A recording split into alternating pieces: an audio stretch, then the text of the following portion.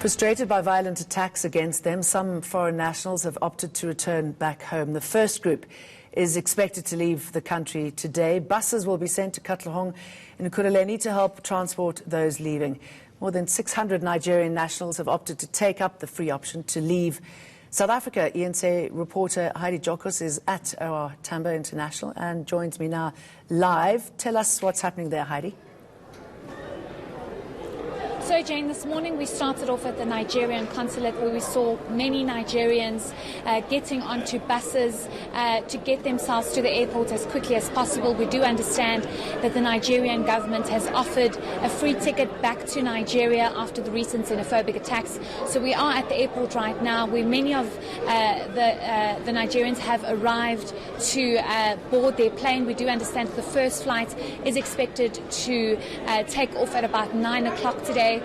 We also understand that it's over 600 Nigerians that have opted to take this free ticket back home due to these recent xenophobic attacks. I'm just going to move out of shot so that you can see the queue at the airport where many Nigerians are waiting to board their flight.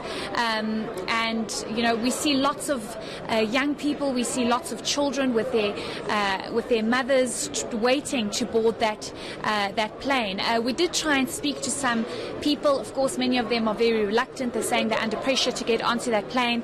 But many are very disappointed. They're saying they're very disappointed in South Africa.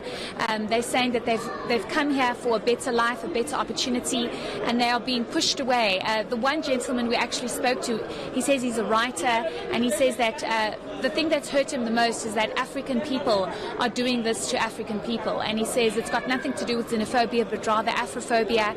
And you know, he wants to go back home. He says he thinks he'll be more welcomed if he goes back to the place that he was born, which is Nigeria. And Heidi, I'm wondering how those passengers are chosen. Are they all victims of this xenophobic or Afrophobia, whatever it is that he was calling it?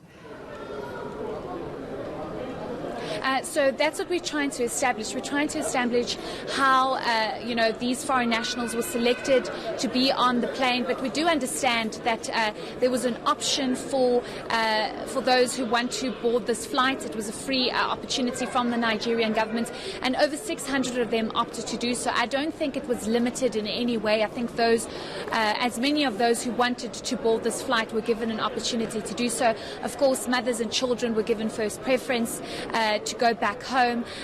But, you know, something else very important to note is that some of the people we were speaking to back at the Nigerian consulate were explaining to us that some of them weren't even affected by the xenophobic attacks, directly affected, that is.